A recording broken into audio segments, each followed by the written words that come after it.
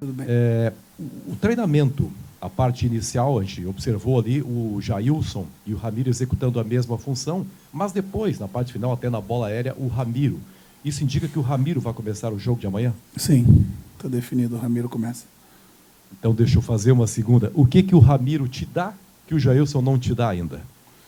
Não, muito embora o Jailson tenha entrado e jogado muito bem, o Ramiro sempre, quando jogou nessa função no lateral, também correspondeu muito bem. Então, naturalmente, o Ramiro ocupa a função, né, do Michael ao lado do Wallace, mas eu tenho o Jailson como uma alternativa importante para mim. Algumas coisas dentro de um grupo, dentro de um coletivo, precisam ser respeitadas, né? E uma delas é a questão, né, da utilização de determinado jogador em detrimento de outro, mesmo que esse outro atleta tenha entrado bem no último momento, mas, né, o primeiro já havia dado mostra suficiente de que podia ocupar também essa vaga, né? Isso faz parte dos pequenos detalhes do jogo. Então, coisas importantes, algumas parecidas, outras não, né, mas que podem ser complementares com a característica do jogador que joga ao lado, né? O Ramiro já jogou muitas vezes ao lado do Wallace, e sempre foi muito bem. Roger, você conversou com o Bressan e também com o Fred, eles, né, que você pelo menos apontou no treinamento para substituírem a defesa titular, devido à desconfiança, inclusive, que tem por parte do torcedor, porque a sequência aproximadamente de 3 semanas sem a sua defesa titular. Você chegou a conversar com eles sobre isso? Faz um ano que eu converso com eles, quase que diariamente. Mas tem algumas coisas que se é conversada, outras, né, que o ambiente se encarrega, mas naturalmente eles ocupam as funções dos jogadores ausentes e sabendo da responsabilidade que isso tem, mas assim como também sabedores da confiança que eu deposito neles. Eu costumo sempre dizer que eu não tenho desfalques, eu tenho ausências, eu não tenho reservas, eu tenho suplentes importantes e que são reforços, sim, porque são eles que serão determinantes para o nosso sucesso na ausência de jogadores importantes. Eu acho que isso está dentro do pacote, né, do atleta estar sempre preparado para esse momento. O que não dá é para o jogador deixar para se preparar 2 dias antes do jogo para jogar. Aí, como diz o Renato Gaúcho, às 4 horas de domingo rola um pedaço de couro e cada um vai ter que responder pelos seus atos lá dentro. Ainda sobre esse assunto, Roger, qual o impacto de perder no momento que o Grêmio vem jogando bem a dupla de zaga considerada ideal, o impacto da entrada de 2 jogadores que têm a tua confiança, mas que não têm a confiança por boa parte da torcida, que são jogadores que já foram criticados, até a mesma dupla que participou do jogo do Juventude no Jacone e do Rosário Central na Arena? Eu acho que é o momento da gente deixar para trás, né? Eu acho que já foi. Já foram, já sofreram as consequências disso, e eu acho que nós vivemos um momento muito bom para o nosso torcedor, se há alguma desconfiança, deixar de ter e passar definitivamente a nos apoiar em rumo ao topo. Porque no Campeonato Brasileiro nós somos o 3º colocado e podemos, com uma vitória, novamente estar muito próximo do Palmeiras, que hoje é o líder porque venceu ontem. A confiança minha tem que ser a mesma do torcedor do nosso jogador. No jogo contra o Cruzeiro, no momento que o Bressan foi entrar em campo, começou a ser uns murmúrios que não são legais. O importante é o torcedor confiar e acreditar que aquele atleta vai nos dar a resposta. Eu tenho certeza que vai. Poucas vezes na minha carreira como jogador, até mesmo dentro do clube, eu sofri com a vaia do torcedor gremista. Foram poucas realmente, mas essa eu tenho marcada até hoje, porque doeu. Então o incentivo sempre é muito melhor, porque o atleta anda dentro de campo para fazer o seu melhor. É isso que a gente tem que entender. Roger, na última parte do treino, tu treinou a bola aérea ali através da bola parada, cobranças de escanteios, de faltas. E acho que a bola não entrou no gol. Então quero te perguntar se tu gostou do rendimento desse treino e o que tu procurou ali naquela parte junto com os jogadores. Ajustar, são pequenos ajustes, né? A repetição do treinamento que a gente já fez em outros momentos. Hoje, bem da verdade, é que ela foi fechado, mas, né, só pedir para que vocês não filmassem. Né? Em outros momentos a gente também faz, quando eu quero definir alguma escalação ali e a bola parada define a escalação e para preservar esse momento, né, a gente pede para que vocês se retirem, que a gente tem um pouco mais de privacidade, mas fazer pequenos ajustes e a repetição do gesto, a repetição do movimento, do posicionamento, é muito importante o posicionamento, a atitude, da concentração ali naquele momento, para que, assim como no último jogo, e assim como nos jogos em casa, né, a gente continue zerado, né, do ponto de vista de sofrer gols. Gostei bastante do treino. Roger, você citou a vitória do Palmeiras e sempre cita que o campeonato é muito equilibrado.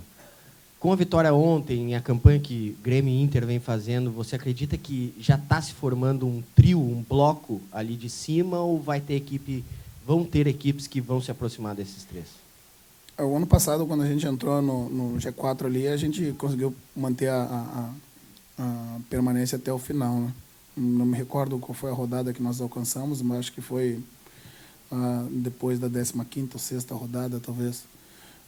O importante é se manter próximo, né, e não permitir que, assim como ano passado, o Corinthians se disparasse, né, e depois ficasse mais difícil retirar, né, a margem de pontos conquistados à frente.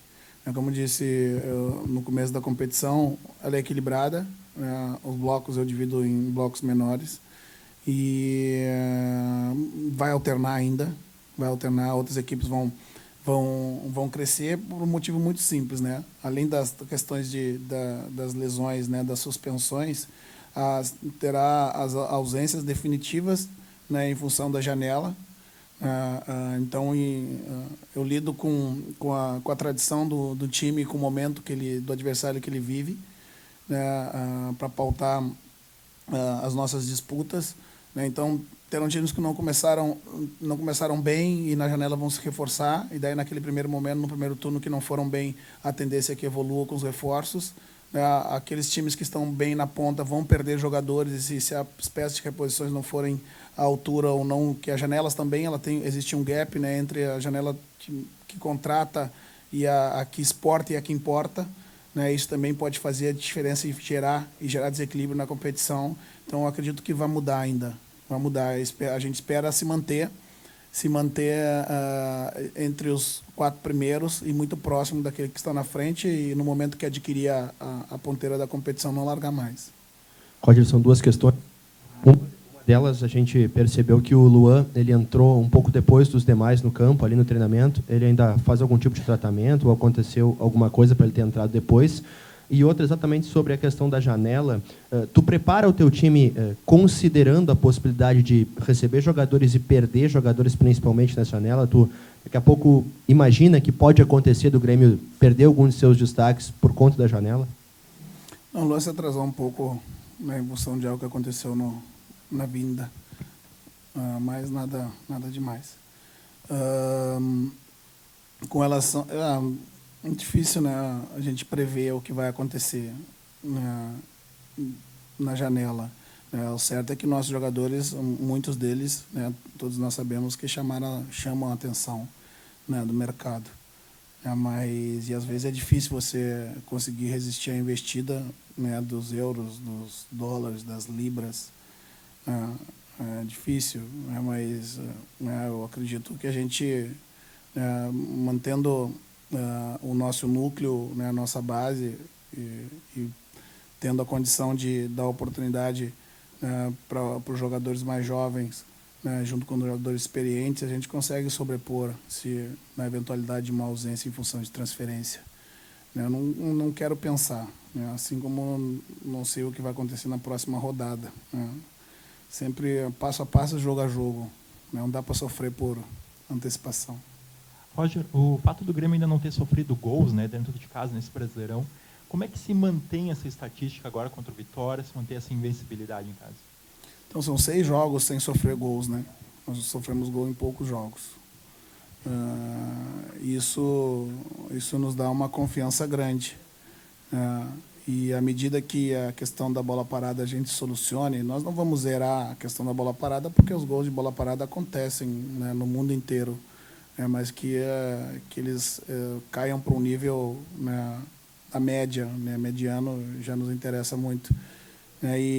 Em contrapartida, nós também começamos a fazer gol de bola parada, né, isso é uma margem importante. Nós começamos a fazer mais gol de cruzamento e de cabeça, né, também, né, então nós estamos conseguindo um equilíbrio maior, né, em algumas ações importantes, em algumas melhoras de números do ano passado para cá, que nos dão a condição e a confiança de saber que os nossos processos, tanto eles ofensivos quanto defensivos, né, estão mais equilibrados. Isso parte do princípio de que a gente mantém o zero do placar.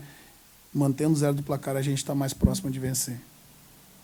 Roger, você comentou antes sobre que o campeonato ainda vai alternar bastante as rodadas, outros times podem crescer, outros times podem piorar. E o Grêmio passou por uma situação específica desde o último jogo de ter muitos jogadores lesionados. Um desafio extra no meio do campeonato que é longo e que muita coisa, que se espera que aconteça muita coisa, né? Que pode ter problema aqui, outro time pode ter problema ali, esses desafios ao longo do campeonato. Para o time como o Grêmio, que quer ser campeão e que até agora está no bloco ali de cima como postulante ao título,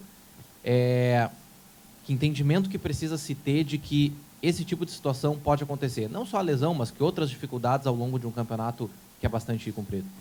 Não, é uma pergunta interessante, é o que eu sempre falo, quase que diariamente no treinamento, né, para todos os jogadores.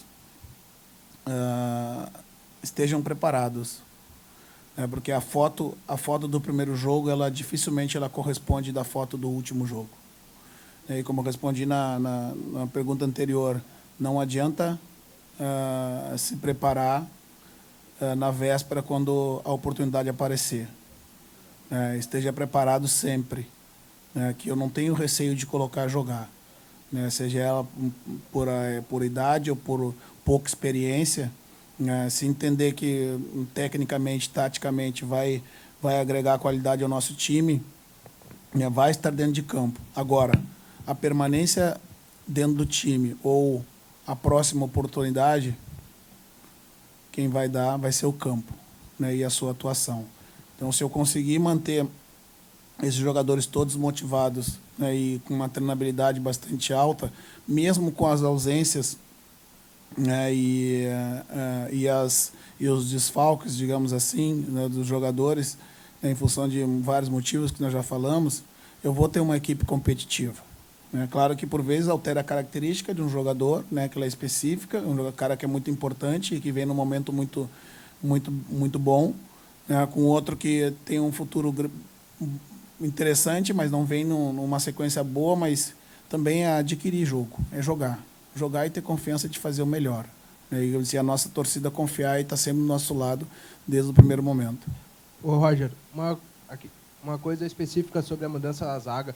Jeromel tem um passe que vai na entrelinha, na tua saída de jogo, que é muito específico dele. Queria saber se isso é treinado e tem como manter com outra peça. E queria também que você pudesse falar da iniciativa do Tite, que disse que vai visitar os técnicos do Brasileirão, passar um tempo por aqui. Como é que por aqui não, mas em todos os clubes. Como é que tu vai receber ele? O que tu achou da iniciativa? Com relação ao Pedro, é uma característica do seu jogo, mas a gente potencializa ela treinando, obviamente. O objetivo nosso é sempre esses passes. Eles furarem bloqueios, né, e a gente conseguir achar nossos jogadores atrás da cortina, da primeira cortina ou da segunda cortina, que eu chamo, que são as duas linhas do adversário, em condição de progredir no campo. Se tu lembrar, o gol do Douglas foi um passe do Bressan. O Jeromel já não estava mais em campo. Quem deu aquele passe longo e entrelinha muito parecido com o do Pedro foi o Bressan. E outra coisa que eu sempre digo para meus atletas: aprendam com as virtudes dos colegas de vocês. Observem, sejam observadores. E pratiquem. Eu trabalho muito passe. Vocês veem, diariamente eu trabalho muito passe. E se o passe ele for forte, que eu digo com bastante pressão, mas se ele for um passe rasteiro, é mais fácil do colega dominar. Agora, um passe lento, né, que o adversário identifica a trajetória, a velocidade e pode chegar junto com a bola no portador dela, é um passe ruim. né? E a gente costuma dar muito esse passe. E o Bressan fez, sabe fazer e está preparado para isso, né? Vai continuar. Claro que do outro lado, com o Fred, ele é um destro jogando do lado esquerdo, né? E a precisão não é tão grande. E ele abriu o passe para a direita, por vezes ele traz a bola para a zona mais pressionada, né? Então talvez não tenha tanta frequência esse passe, mas ele acontece também. Roger, Do Tite? Eu li também isso a respeito, né, que ele iria fazer uma visita nos clubes. Eu não falei com nossos diretores, mas nós nos colocaríamos à disposição dele se ele por assim entendesse que pudesse começar por aqui. algo que nos chamou a atenção hoje, Roger, foi o posicionamento do Luan nas cobranças de escanteio. Você colocou ele praticamente bloqueando o cobrador.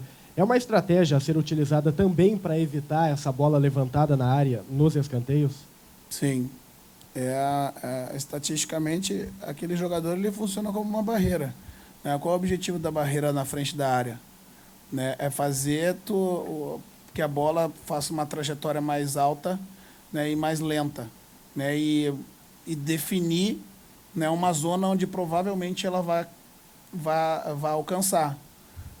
Com isso, eu consigo dar uma segurança maior para aqueles que estão dentro da área, né, identificando uma bola mais lenta ou com uma trajetória mais aberta e podendo intervir com mais segurança. Foi bom no jogo contra o Cruzeiro, embora tenha tido um escanteio apenas. E nos treinamentos tem dado uma resposta muito boa. Ô Roger, gostaria que você falasse um pouco sobre o Vitória, time que joga em velocidade, e gostaria que você respondesse a seguinte pergunta: em algum momento do campeonato você viu o teu time inferior a outro?